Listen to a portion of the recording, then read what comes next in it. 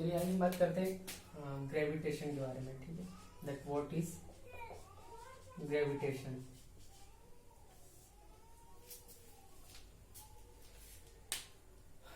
कैसे कंफाइन करें कि व्हाट इज ग्रेविटेशन। तो ग्रेविटेशन क्या रिलेट करता है कि जब भी कोई दो पिंड, जैसे कोई बॉडी है ए और बी, ठीक, इनका मास क्या है m1 और m2, ठीक है, दोनों के बीच का डिस्टेंस हम कुछ भी मान लेते हैं r और b, ठीक है।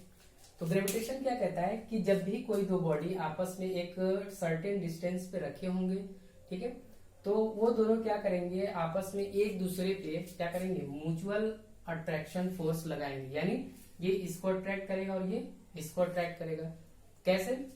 दोनों के बीच का जो फोर्स ऑफ अट्रैक्शन होगा वो कैसा होगा, सेम होगा, बस जस्ट अपोजिट डायरेक्शन। कैसे फाइंड कर लेते हैं। हमने कहा कि एक बॉडी m1 है, दूसरा m2 है, दोनों के बीच का सेपरेशन क्या है, r है। तो हम देख लेते हैं कि ये इस पे कितना इस साइड फोर्स लगाएगा, ये इस पे इस साइड फोर्स लगाएगा, ठीक है। दोनों क्या है, सेम मैग्नीट्यूड में फोर्सेस सेम होंगे, बट दोनों का डायरेक्शन कैसा होगा, अपोजिट होगा, तभी तो दोनों क्या करेंगे, अट्रैक्ट करेंगे, ठीक। यही फोर्स ऑफ अट्रैक्शन क्या बता रहे, ग्रेविटेशन। क्या बता सकते हैं? तो हमने क्या देखा कि एक फोर्स जो है इन दोनों का वो कैसा है, directly proportional to their masses,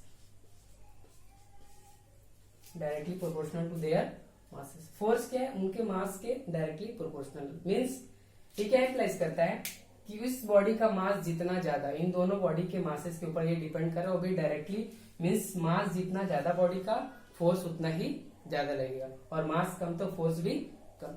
दूसरा क्या करते हैं, दूसरा एक फाइंड करते हैं लोग, force inversely proportional to the R square, 1/, means distance जितना बढ़ेगा, ठीक है, फोर्स उतना ही घटेगा, ठीक है, डिस्टेंस जितना बढ़ेगा फोर्स उतना घटेगा। और कैसे घटेगा, स्क्वायर गुना, ठीक है, आर का स्क्वायर है।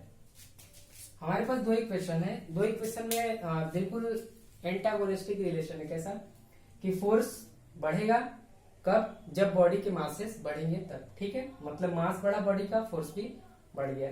और फोर्स के और रिलेशन के बीच क्या कह रहे हैं कि दोनों के बीच का सेपरेशन बढ़ेगा, फोर्स घट जाएगा। हम दोनों को क्या कर देते हैं, रिलेट कर देते हैं। तो रिलेट करने के बाद हमारे पास क्या आता है कि F proportional to m1 m2 by r square, ठीक है। प्रोपोर्शनलिटी कांस्टेंट हटाएंगे तो हमारे पास क्या आएगा, F equal to g m by r square. F g implies that universal gravitational constant, universal gravitational constant. क्या कह रहा है कि यूनिवर्सल ग्रेविटेशनल कांस्टेंट मीन्स पूरे यूनिवर्स में जो जी की वैल्यू होगी वो क्या होगी, आपकी कांस्टेंट होगी। तो कह सकते हैं कि इन दोनों इक्वेशन से देखिए कि फोर्स किस पे डायरेक्ट डिपेंड कर रहा है, मास पे। किस पे डिपेंड कर रहा है, उनके बीच के सेपरेशन पे। मतलब मास बढ़ा तो फोर्स बढ़ गया, सेपरेशन बढ़ा तो फोर्स घट गया। मीन्स ये क्या है, सिर्फ एक कांस्टेंट है, इसमें इन दोनों से इसका इससे कोई रिलेट नहीं है, बट ये क्या कर रहा है, एक यूनिवर्सल कांस्टेंट है। और यूनिवर्सल कांस्टेंट हमने क्यों रखा है, क्योंकि हमने प्रोपोर्शनल का साइन हटाया है तब, ठीक है। फिर देखते हैं लोग कि जी की वैल्यू किस तरीके से वेरी कर सकती है, ठीक है। देखिए आपने कहा कि यूनिवर्सल ग्रेविटेशनल कांस्टेंट है, ठीक है, क्योंकि पूरे यूनिवर्स में जो जी की वैल्यू होगी वो 1 होगी, ठीक है। कितना होगा, 6.67 इंटू 10⁻⁻34, ठीक है। कितना रिलेट कर लिया आपने। अब इसके बाद हमें ये देखना है कि किसके किसके ऊपर डिपेंड कर रहा है। अब मान लेते हैं कि ये मास किसका है, अर्थ का है, ठीक है, और ये कोई अर्थ पे क्या है, कोई ऑब्जेक्ट है, ठीक है। तो दोनों के बीच का कैसा होगा, ग्रेविटेशन क्या बता रहा है कि फोर्स ऑफ अट्रैक्शन, मतलब दोनों बॉडी आपस में एक दूसरे को क्या करेगी, अट्रैक्ट करेगी। जब न्यूटन ने ये लॉस फाइंड किया तो उन्होंने ये बताया कि अगर अर्थ के सरफेस, ठीक है, ये इसका आर है, अर्थ के सरफेस से कुछ हाइट पे कोई चीज है, ठीक है, कोई ऑब्जेक्ट है, ऑब्जेक्ट ए, ठीक है। तो अर्थ क्या लगता है उस पर, फोर्स ऑफ ग्रेविटी लगाता है, यानी ये इसको क्या करेगा, अपनी तरफ अट्रैक्ट करेगा, और कैसे, डाउनवर्ड, ठीक है, नीचे की तरफ। तो ये बताइए कि जब कहा गया कि फोर्स ऑफ अट्रैक्शन जो है वो दोनों तरफ से एक समान लगता है, बस अपोजिट डायरेक्शन में, तो क्या ये भी हो सकता है ना कि अगर अर्थ किसी चीज को अट्रैक्ट कर रहा है तो वो ऑब्जेक्ट भी तो अर्थ को क्या करता हो, अट्रैक्ट करता होगा। मीन्स हमने कहा कि एक एप्पल जैसे अर्थ पे गिरा, तो हमने देखा कि एप्पल नीचे आ रहा है, उसका रीजन हमने बता दिया कि एप्पल नीचे क्यों आ रहा है, ग्रेविटी की वजह से, ठीक है, अर्थ की ग्रेविटी की वजह से। लेकिन ये फार्मूला क्या बता रहा है, इस फार्मूले के हिसाब से या फिर इस ग्रेविटेशन के हिसाब से क्या बताया कि अगर ये बॉडी इसको अट्रैक्ट कर रहा है तो ये भी इसको अट्रैक्ट करेगा। तो मूवमेंट दिखता क्यों नहीं है, हमें इस बॉडी का मूवमेंट तो दिख रहा है अर्थ की तरफ, लेकिन अर्थ का भी तो मूवमेंट होता हुआ दिखता क्यों नहीं है। रीजन है कि दोनों के बीच का मास का डिफरेंस, ठीक है। अगर अर्थ की मास की बात की जाए या अर्थ पे कोई ऑब्जेक्ट हो तो उन दोनों के मास के डिफरेंस को आप क्या, एक तो आप नेग्लिजिबल ही मान लो, ठीक है, क्योंकि पहले ही बोल दिया कि जिसका मास ज्यादा होगा फोर्स उस पर ज्यादा लगेगा। तो अर्थ का मास तो बहुत ज्यादा होता है एप्पल के अगर कंपेरिजन में देखा जाए, ठीक है। तो ये पूरा इंप्लाइज क्या कर रहा है कि आप ये कह सकते हैं, इस केस में आप ये नहीं कह सकते कि अर्थ क्या करता है, चीजों को अट्रैक्ट करता है लेकिन वो चीज अर्थ को अट्रैक्ट नहीं, ये कहने का मतलब बिल्कुल गलत है। अब सिंपल सा है, ग्रेविटेशन में यही है कि दो बॉडी अगर आपस में एक दूसरे के आसपास हैं तो वो क्या करेंगे, एक दूसरे पे म्यूचुअल अट्रैक्शन फोर्स लगाएंगे। म्यूचुअल कहने का मतलब जितना ये इस पे लगाएंगे वही इतना इस पे लगाएंगे, लेकिन जस्ट अपोजिट डायरेक्शन में, बट दोनों को मैग्नीट्यूड क्या होगा, सेम होगा। यही क्या बताता है, आपका फोर्स ऑफ ग्रेविटी बताता है, ठीक है। पूरा इंप्लाइज हो गया।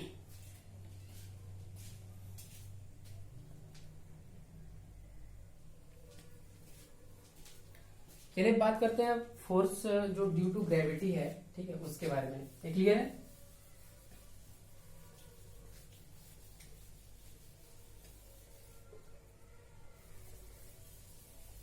अब हम लोग पढ़ेंगे अर्थ की ग्रेविटी के बारे में कि अर्थ की ग्रेविटी कितनी है, कैसे है।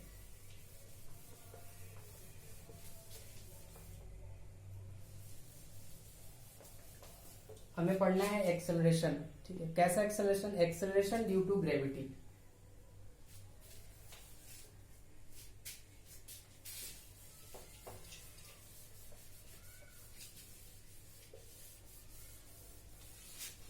हम जानते हैं कि जो फोर्स होता है वो क्या होता है, न्यूटन के सेकेंड लॉ से F equal to M A, means mass और एक्सेलरेशन का जो क्या होगा, मल्टीप्लीकेशन प्रोडक्ट होगा, वही क्या देगा, फोर्स देगा।